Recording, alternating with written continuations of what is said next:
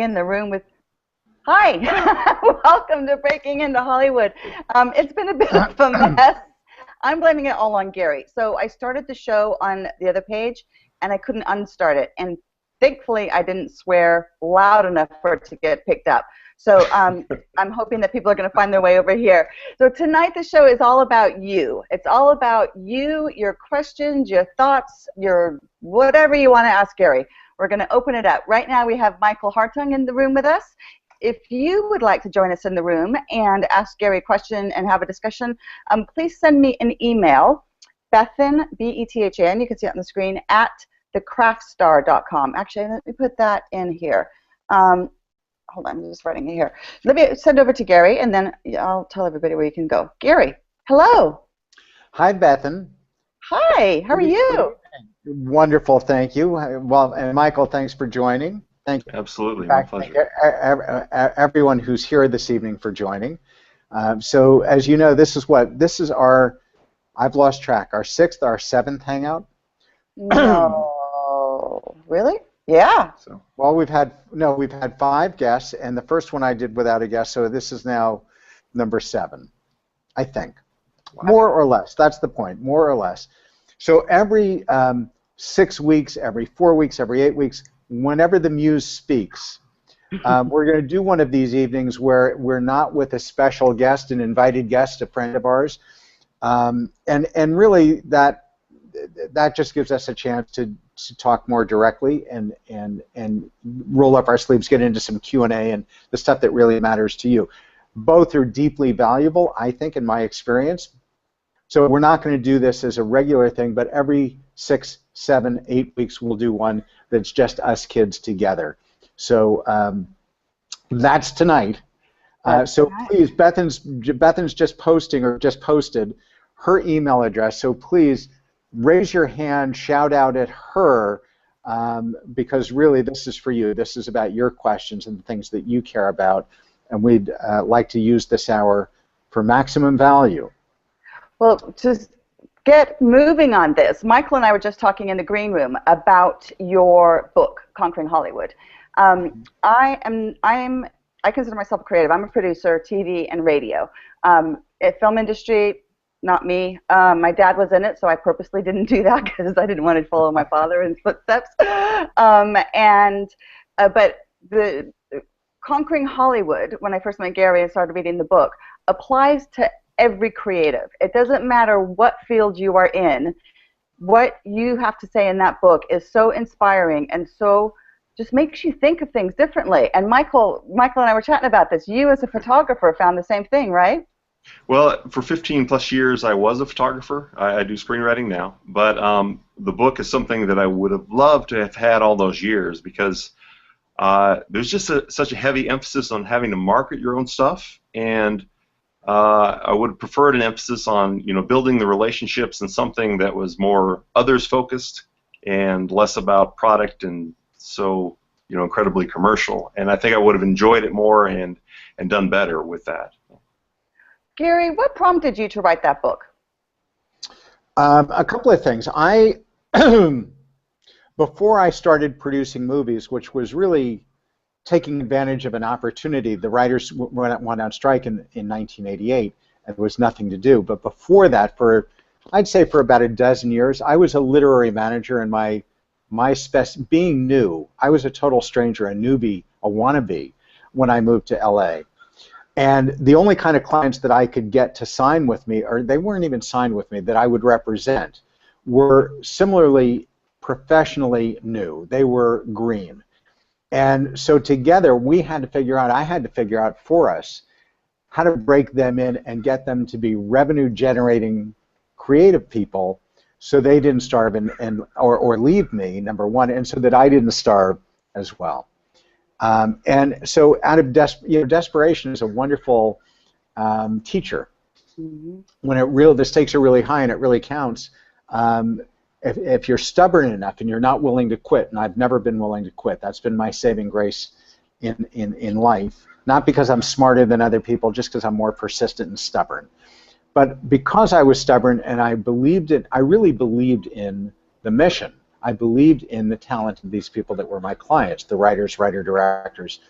So I had to figure out very quickly what worked and what didn't work, how I could get them in more doors, get them into rapport and then relationship with folks, because opportunity is the stuff of our human interaction, right? It doesn't just come in an envelope in the mail. So number one, the book was the stuff that's in the book is really just the distilled learnings from 30 years or whatever it is, the years that I was first a literary manager responsible for launching these careers, and then all the years that I collaborated with younger, newer talent, be they directors or writers, as a film producer. People kept asking me, how do you do this? How do you break in? How do you instigate a meaningful career in film or TV? And I got, frankly, exhausted trying to tell the full story to people one by one. So I thought, if I just write this as a book, then I can honestly say, read the book. And then if you have questions, then call me, because now at least we start the conversation at a certain elevation or a certain sophistication, certain mutual understanding. Now we can go deeper, and that is great. What happened, and so that's what the answer to your question is. The book was prompted by me just wanting to codify what I know so I can share it with more people. And then how did that segue into Breaking into Hollywood, the master course? It was a surprise to me. I mean, so the book I wrote not because I was thinking it was a business, but because I wanted to codify the information. But the more people I gave it to, smart people. I mean, really, these are talented people, smart people. They weren't all writers, but many of them were screenwriters. I gave it to some film executives. I gave it to producers. I gave it to some agents. I actually gave it to a number of people who have zero connection to Hollywood or to entertainment. I gave it to people in the business sector, in the corporate sector, in the marketing world, people of some great success, just to get their objective opinion, because I respect them. They said this is a fabulous primer on entrepreneurship for creatives.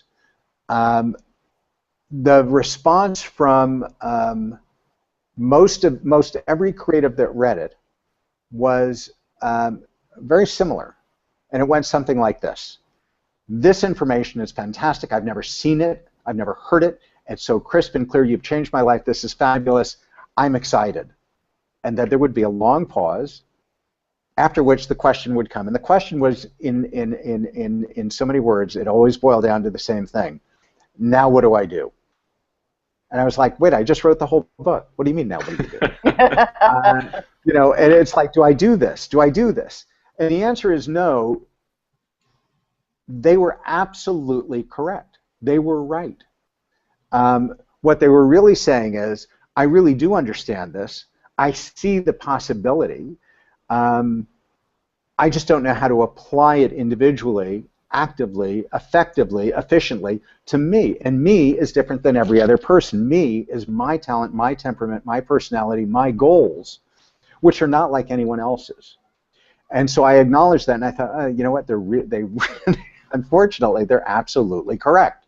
Mm-hmm. The only way I could figure out to answer the question, and I struggled with it for several months. It didn't occur to me right away, but I thought, you know, I bet there's a way to walk across this bridge. I bet there's a way to connect these dots in a very pragmatic, efficient way that's not vague and conceptual and theoretical, but is very ground level. And it came to me, and I just started writing a course. Now, the good news is that I wrote this course. It took me several months. And then one day, in a moment of grand inspiration, I took this coursework and I handed it to this woman named Bethan Davies. and I said, do me a favor, as a friend who really is a successful producer of radio and television and all these things, who's used to working with talent and celebrity and all that, who understands this world better than most. I said, please just read this and give me your feedback. Does it do the job I wanted it to do? And she said, what you actually said is, can you put 3 minutes into this? Okay, I lied. Okay, look, I do that. I do lie. Okay, so I lied. And she came back and very forthrightly, very candidly said, it's good. It's really good. And she had read the book, and she was you can confirm or not, but you were very positive and complimentary about the book. The book, she said, needs some TLC. It needs to be a little bit more contextualized, because what I had done was basically I had gone through and created all these just endless exercises that I considered, if you filled in the blanks, by the end of the coursework, you would have an actionable blueprint that is so tailored to your individual personality and goals that you would know exactly what to do for the next 6, 12, 18 months. Bethan corrected me. She said, almost, not quite. It needs a little bit more work. And so Bethan rolled up her sleeves, God bless, and said, you know, just leave me alone. I'm going to play with this a little bit. And she didn't play with it a little bit. She actually played with it a lot. And what happened was a lot more meat went on the bone, because I forget, we all do this. There's stuff that we really deeply know. We're all more expert at certain things than others. I know what I know, but I forget what I assume other people know close to what I know. Bethan said, not necessarily true. I need to put a lot more meat on the bone, so they, you know, like there needs to be a driveway up to this level and then on to the next level. And she created that. She put in that text. She put in those connective tissue. And then we also, there was another layer that got added, which I thought was frankly brilliant of her and absolutely moronic of me not to see it earlier, which was that we live in a world that is very tech-focused, but more importantly, very social. That social is such an important part of the infrastructure of how we live our lives, how we connect to people, how we communicate who we are, how we try and arrive at our next goal. That she said we must have social prompts, social accents, and social, literally woven into the fabric of this coursework, how they do their exercises, how they communicate, the opportunity to actually share their output and learn with and from one another. And I thought, oh my God, absolutely. So now, long story short, come full forward, you know, to today, and it took half a year basically, if not longer, to really create this coursework, these 10 modules that really do follow the book, except they go much, much deeper. At the end of which, there is no question but that you know why you're calling someone. You've learned how to target, you know who you're going to call, you know what you're going to say to them. Although, parenthetically, I have to add, I'm creating a micro bonus course now that really is just a menu of conversational options, first course, second course, dessert, how you build that rapport verbally, conversationally. So, because I think a lot of people are, I'll just say, uncomfortable or uncertain about how to do that. So we're going to add that in momentarily in the coming weeks. But basically, Bethan was instrumental in taking what I had created as exercises and making it social, making it contextually correct, expanding on it, and then making it interactive, which it truly is now, up to and including these Evernote shareable notebooks where you actually now, we're going to share those with you shortly. You're going to enter all your data into these notebooks that are stored in the cloud, and if you're in line at the grocery store and a thought comes to you, bing, on your phone, on your tablet, whatever it is. So the coursework is wonderful substantively, and it's also really tickles me that it's so lean forward in terms of how it's packaged. Well, community was such a big thing, wasn't it? We really wanted to work on developing a community of like-minded people who could help each other. My other job, I run a site called The Craft Star, and that's all built around community. It's handmade items predominantly, and we work together as a community and getting everybody's work out there. And we thought that with people who want to work into Hollywood, there's so many possibilities of collaborations, if people got to know each other. And this is something that we're working on with the community page of Breaking into Hollywood. And Michael here is a perfect example of someone who's taken advantage of that. You want to tell your story, Michael? Well, yeah, I had met Alethea Robertson on the site, and we had, chatted briefly, and actually about quite a few things, and she's just a very passionate screenwriter. And I happened to be on a camping trip that had me driving from Kentucky to Colorado and driving through where she lived. And on the return trip, I gave her a call, and she was happy to meet me, even though it was short notice. And we met at a bookstore cafe and talked for about an hour and a half, 2 hours. And it just she's just a really delightful person. And we just, I don't know, we had a wonderful time connecting over the screenwriting. And I don't know, it just, you know, screenwriters there's a tendency to feel isolated, and when you can connect with somebody about those deeper ideas about writing, and somebody that's, you know, like-minded and everything, it makes a huge difference, and you suddenly don't feel so alone. And when they're, you know, launching their career too or preparing to, it just, I don't know, it helps give you some momentum and encouragement. Yeah. Absolutely. I think that's you summed it up, having that encouragement and going, we're not all in this alone. That's so important, especially, I mean, my other business, the Craft Store, is very similar to what you're saying with screenwriters. We all work, we're handmakers, writers, we're all working from home, usually, alone. Right. And it can be very lonely. And having that community there on tap, online, with where you know you can go find people who want exactly the same thing as you know, and that can help you take that step, makes things a lot more enjoyable and helpful. Yeah. You know, community, it really is, as Bethan said, community is literally, if we had a totem of values that define breaking into Hollywood, I would put that at the top. Yeah. And I would exalt it to that level for actually a number of reasons. I think one of them is this notion that when you make the choice to become a creative professional, it seems like this netherworld where there are no rules, there are no footprints in the sand. It's a somewhat random or unknowable place where you're sort of finding your way literally in the dark. And unfortunately, the kind of community that most people have is, you know, maybe they're at the Starbucks and they run into another aspiring fill in the blank. Yeah. And that's probably, you know, not the worst thing, but it may not be necessarily the best thing, right? We wanted people who are committed to learning how to play a smarter game, a better game, who are, you know, practicing at smarter strategies together.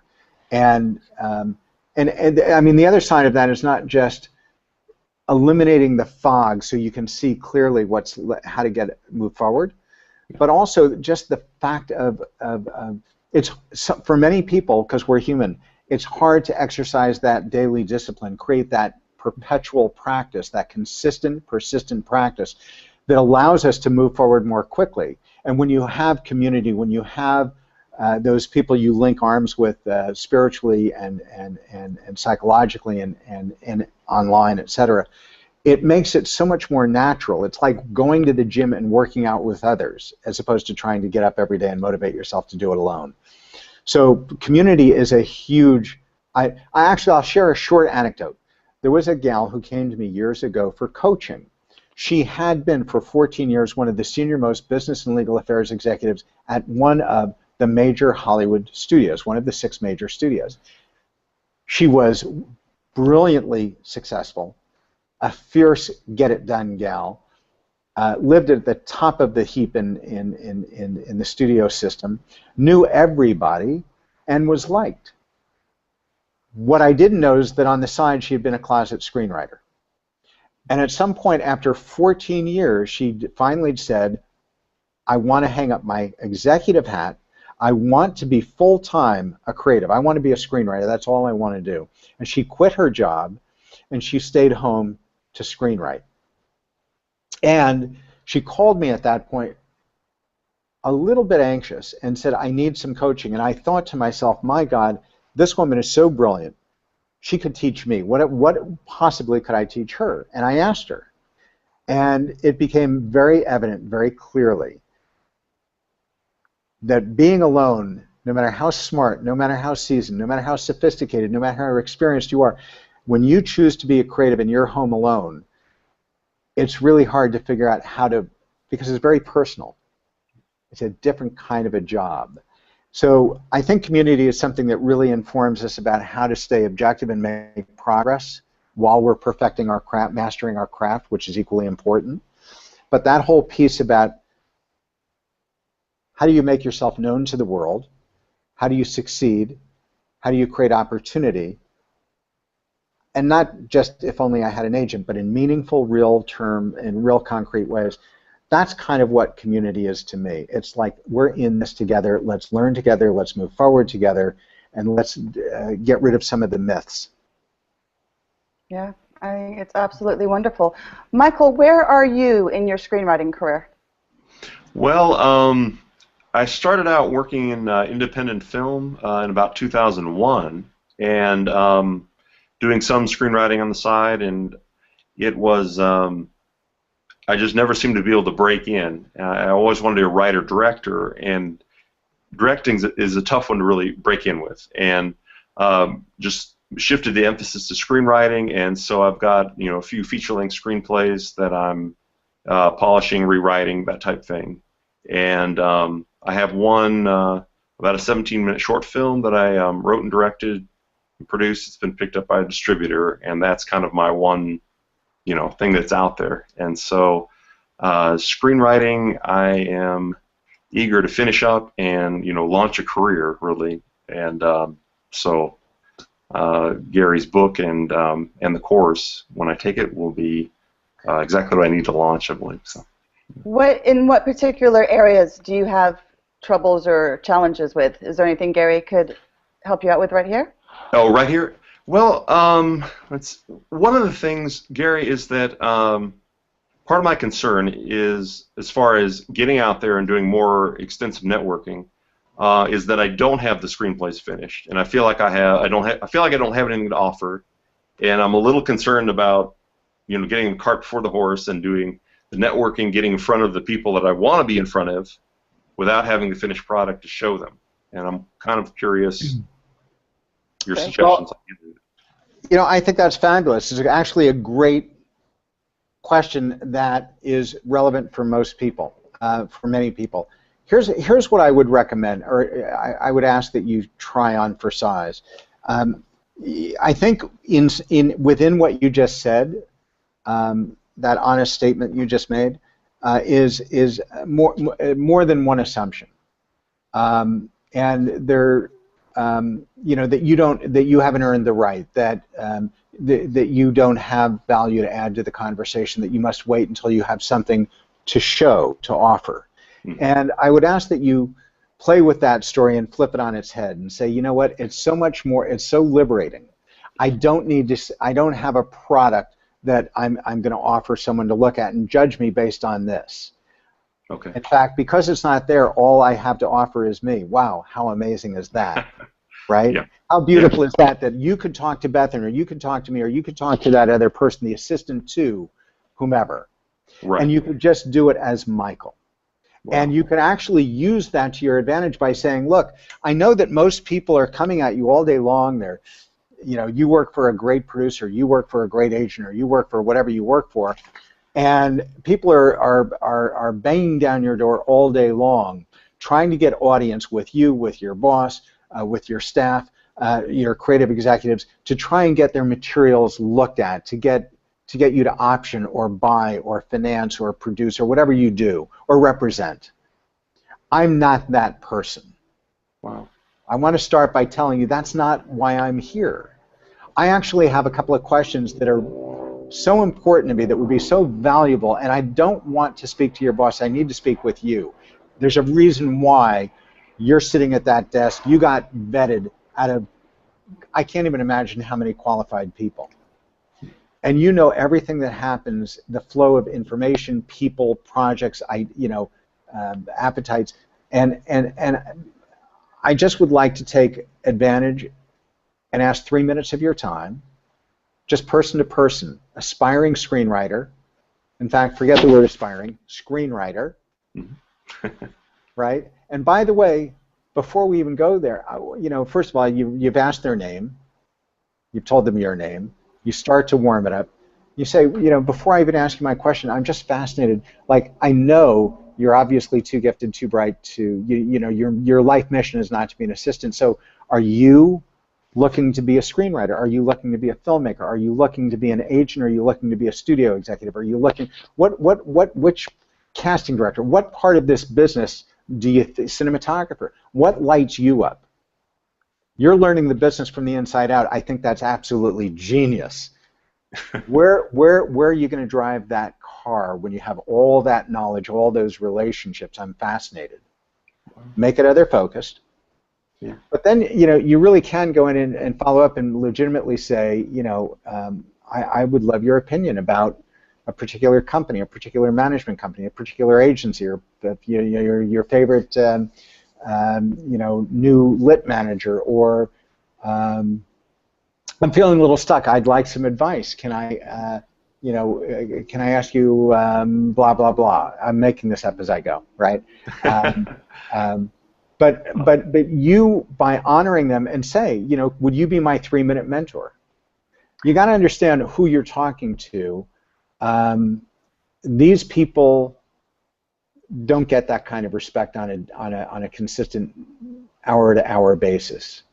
The assistant in Hollywood, and I don't want to paint a horror story because there are a lot of great people in Hollywood, but it's a very fast-paced, very hectic, very stressful job, juggling schedules, juggling calls, juggling material, juggling all this stuff. So a lot of assistants feel put upon. They're working 7 days a week. They actually read scripts on the weekends. They're working at night. They're doing errands. They're brown bagging it. They're not paid a lot of money. It's almost like a privilege to have the job and to work these excessively long hours. People who phone during the day, for the most part, not all, for the most part, the majority of people who phone don't even know the name of the assistant. Some do, and even those who do are usually fairly cursory. Hey, Mike, is so-and-so available? Is Bethan available? And it's pretty abrupt. The people who take the time to say, Mike, how are you? What's going on? Or blah, blah, blah. The people who mentor you in turn or who share ideas with you are very few and far between. And those stand out for those people. So I would submit to you that not having a project to put forward is actually better in a bizarre way. Because when you do, the reflexive, the nature of the beast is to say, oh, I got to read another script. I'm being asked another favor by a stranger who wants all this time from me. Yes, it's my job perhaps, but hey.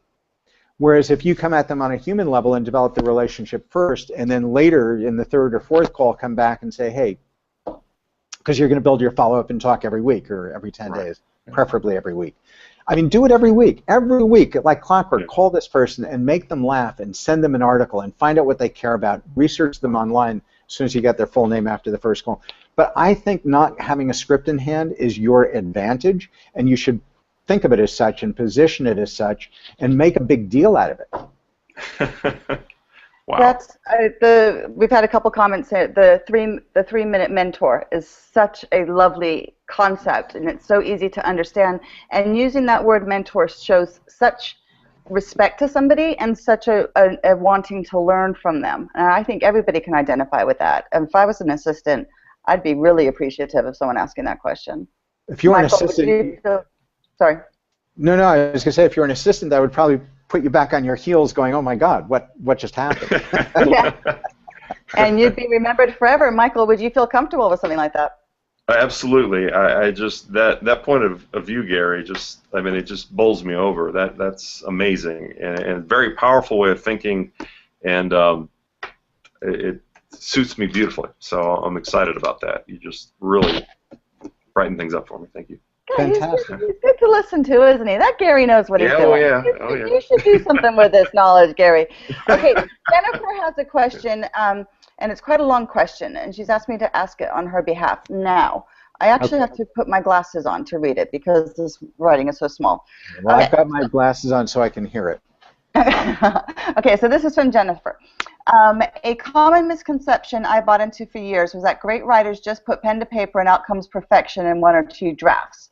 Never ever happened to me. One of my creative writing professors explained the great writer sets the ego aside, accepts criticism gratefully, and is even willing to rewrite 1,000 times if needed.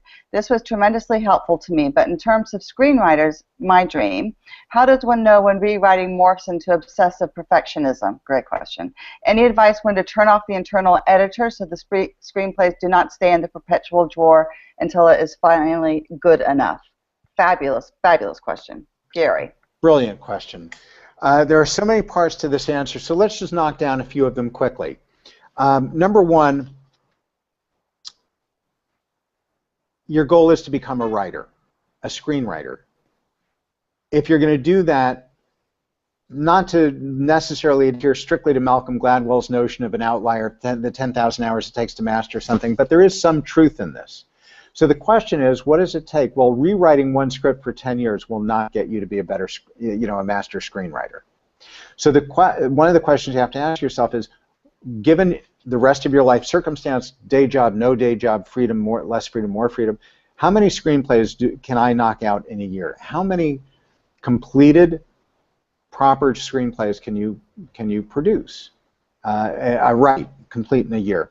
And I would say that if you can do, if you can, you should be at least completing minimum 3. Now, doesn't mean you can't go back and rewrite them, and you should. But if you're only working on one and rewriting it persistently, obsessively for a long time, that's probably going to hold you back more than it's going to push you forward.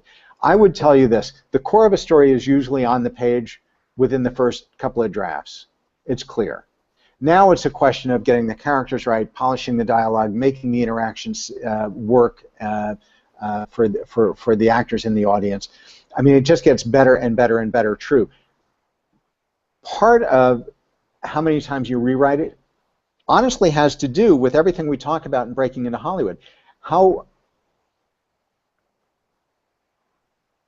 With what clarity and purpose have you gone forth into the community to seek out and form an inner circle of really brilliant, quality, seasoned people whose feedback deserves your open-minded, open-hearted reception, and where you don't necessarily take 100% of all the feedback as gospel, but you have a good chance that the majority of it's going to be really worth listening to and contemplating, and much of it worth incorporating.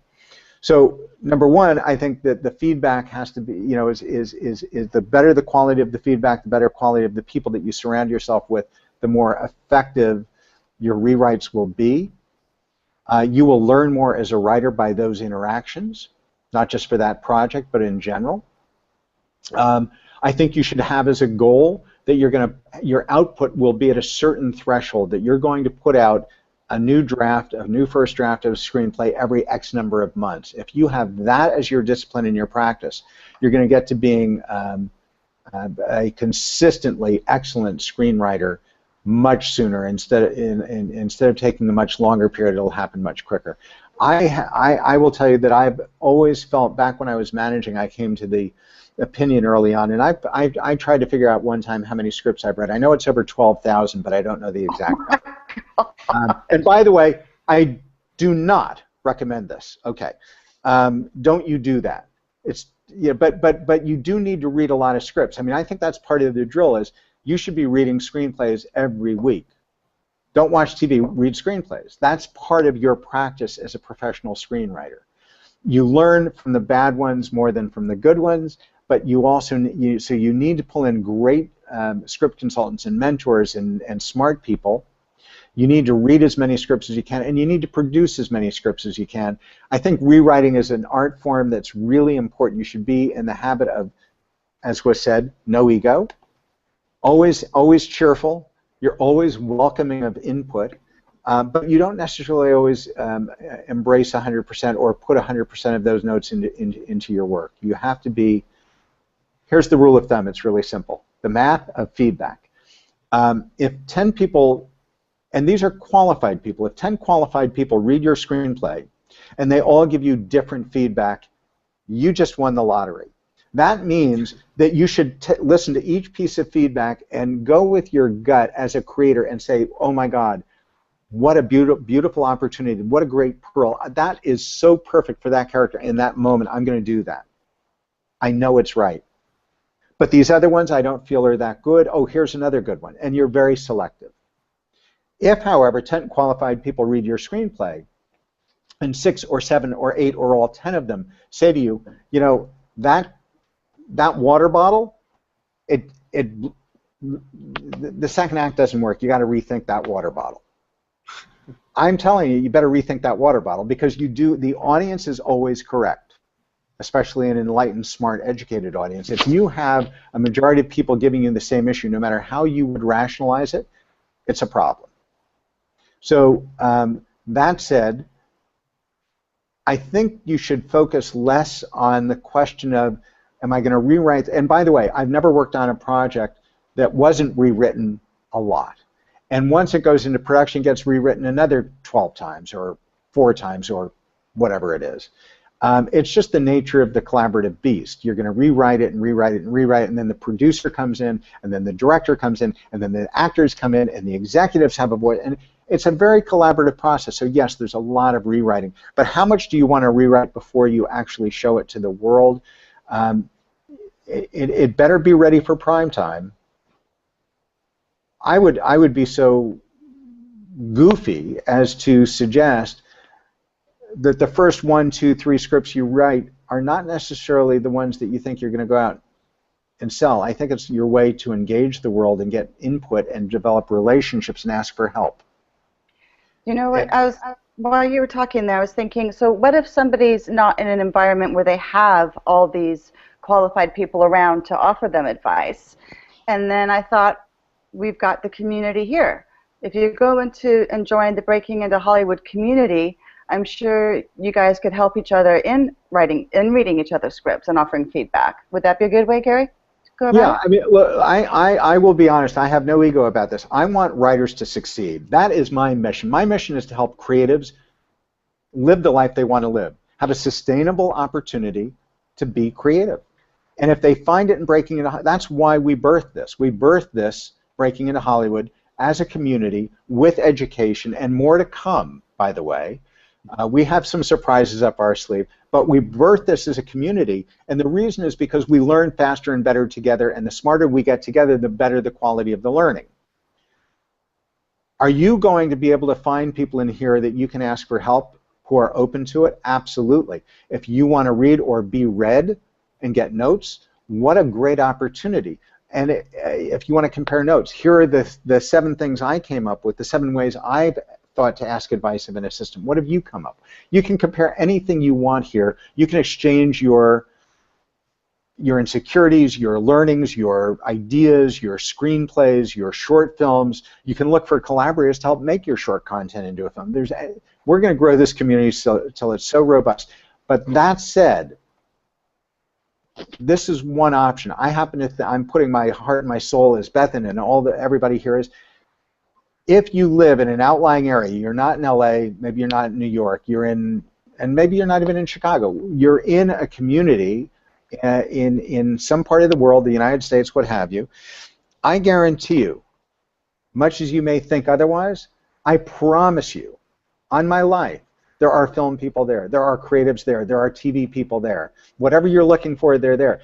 There are probably within your region at least one, if not a multiple, of universities or colleges with a film and TV department or a theater department or some kind of a department. There are acting schools. I mean, if I want to round up a casting director and actors, there's commercials being shot in every major and medium-sized city in the United States. You can find these people. So if you're a screenwriter and you could find groups on social platforms, you could find groups locally. I'm sure there are. The Dallas Screenwriters Association, every city has these associations. It's about saying, I'm willing to get out of my comfort zone. I'm going to seek out what I really need. Breaking Into Hollywood is, I feel that it's, I don't know, it's on the level of mission. It's not so much a business as it's a mission. To bring all of these brilliant people who are very, very insightful, very successful, very connected, very accomplished, as guests into the Hangouts. It's important to bring them into the community. That's what we're committed to doing. I want this to be the richest creative community in terms of output and collaboration and learning on the web. It's not a gossip site. It's not where you're going to get your news about box office. We ain't going to do that. What we're going to do is help each other up. Okay, it's absolutely great way, and it's already happening, as you've seen in the community. If you haven't been over to the community yet, go into the Breaking Into Hollywood Google Plus page, and on the right-hand side, there's a bar that says Breaking Into Hollywood Community. Go in there, introduce yourself, get to know each other. Okay, Tierra Films has a question. Gary, one of my scripts was I need my glasses. Gosh, getting old. One of my scripts was optioned by a small production company. They have hired another screenwriter with credits to do a second draft. I know I won't lose my copyright, but does that screenwriter get credit as a creator? Here. Not necessarily. Look, these are the kinds of things that you often want to address when you're deciding to enter into an option or a sale agreement. You know, do they have the freedom to bring on another writer right away? Are you guaranteed 2 drafts or 3 rewrites or a rewrite and a polish? These are all subject to it's reasonable. It's all subject to negotiation. So number one, if that's a sensitive issue, you might want to bring that up with them and say, and by the way, I love the original writer. I've always thought I want to give them the greatest opportunity to get it right and work with them because it was their vision. So number one, negotiate what you want up front. Number two, that writer, and by the way, it's very common, very, very common that producers or production company executives, studio executives, have this insecurity themselves, right? That's what it is. They don't necessarily know how to get that egg out of the golden goose. So they're going to go to writers who have been produced who have more credits. That's where they're going to feel more confident. Doesn't necessarily mean they're always going to get the better answer, but they're going to feel more confident. So it's very typical that happens. That said, I can only describe the Writers Guild of America credit arbitration documents, which are lengthy and Byzantine and incomprehensible at best. No one's ever understood these damn documents. And I think that what they do is they put a bunch of people on there, 3 arbitrators on there, and you submit statements. Each writer submits a statement, and they look at it and they go, it feels like, okay, is it 51%? Sure, why not? Well, a subsequent writer has to change a hell of a lot. If you think about what it takes to say someone changed more than 51% or more of my screenplay, that means they have to wipe out characters, put in new characters, change the locations, there's an inordinate amount of change. A typical rewrite does not do that. On Pretty Woman, which was set up as a dark drama, as a tragedy, not a comedy. We set that up with Jonathan Lawton. I could only negotiate it for him. He'd never sold a script. He'd never been in a deal at a studio. So I didn't have a lot of leverage, but I did get him 1 guaranteed rewrite. And I knew that was essential because he was going to break the back and turn it into a comedy. That's what the studio wanted, a comedy. So it was very important to me that I be able to negotiate that 1 rewrite where he would turn it into a comedy, and then it would be very hard for anyone else ever to share credit because my mission was to get my writer sole writing credit on screen. And what happened was that they brought in 3 other writers, 3 other writers, and a lot of work was done, and it ended up coming back, as it often does. You overdevelop and you bring it back a little bit more toward the original. He got sole credit. So created by is a TV term. In film, it's more like a separation of rights. But the odds are, unless that person changes that script so significantly that you go, oh my God, you're probably going to end up with sole credit, at least if it goes through a WGA arbitration. And even if you're not a member of the WGA, doesn't mean you can't put in the agreement as if it's subject, that it is subject to the WGA arbitration criteria. There's a whole module for the 10 module master course based on legals and what you do and what you need to do and what you need to get sorted out ahead of time. And you being a lawyer are especially keen on this, but you are so insistent not go too far down the road without getting this all in writing, right? Yeah, that's an important, it's not the sexiest, but it may be one of the most important things that you have at least an awareness of. You don't want to practice on your own behalf. No, you don't want to negotiate on your own behalf, but you want to know enough not to step in it, so to speak. So yeah, that module's in Breaking into Hollywood, the master course, that module's really significant. Okay. Ask does she feel satisfied? Does she have her answer? Jennifer says, awesome, thank you so much. It's a bit of a lag here. I think we're going to wrap this up tonight, Gary, because I know that I'm not feeling well, and I know that you're feeling a bit iffy as well. Well, that's what spending a couple hours in the dentist chair will do to you. Michael, are you okay with that? Oh, absolutely. I've had the best time. Thank you so much. Is there anything else you'd like to ask? You got them. No, I'm just so grateful to both of you, and Gary especially. Your generosity is overwhelming, and it's been such a joy to get to see you almost in person and have this time with you. So thank you. Michael, thank you. I appreciate you coming on tonight, and I loved. Listen, Bethan and I, when we saw those emails, or not emails, when we saw you and Alethea writing on Google Plus that you'd actually met up, and your reactions to that, Bethan and I have to confess, tell a story on ourselves. We both lit up like a Christmas tree. I was almost in tears. I was so excited.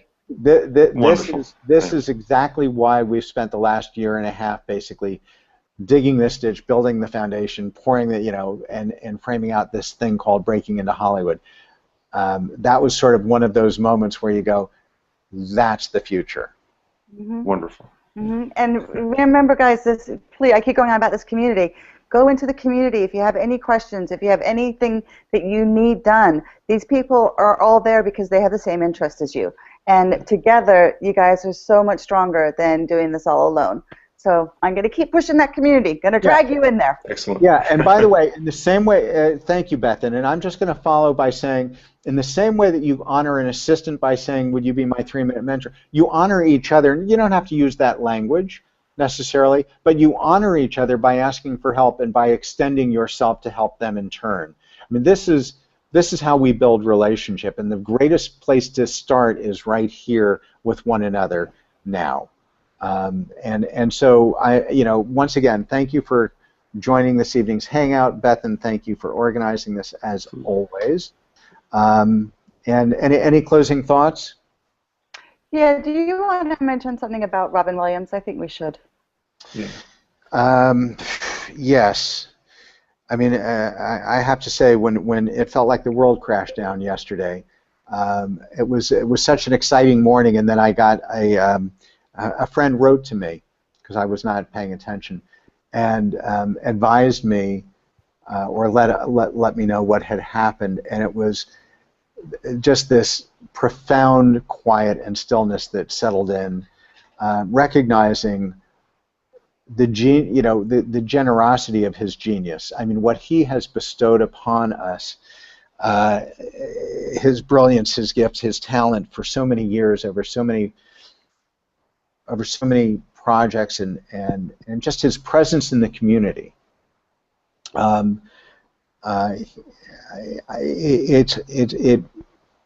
It defies language. I actually have a hard time talking about it. I find it sad. It is, look, this is partly why we need one another. Mm-hmm. This is why we need to be in communion, literally, with one another. Being creative may not be the easiest, the least courageous choice you'll ever make. It can be damn challenging. It can be soul-trying and lonely and uncertain. And it's important It is profoundly important. I consider it our responsibility to be in communion with one another, to support one another, to make our dreams realized, and not be feel caged, not feel trapped, not feel alone.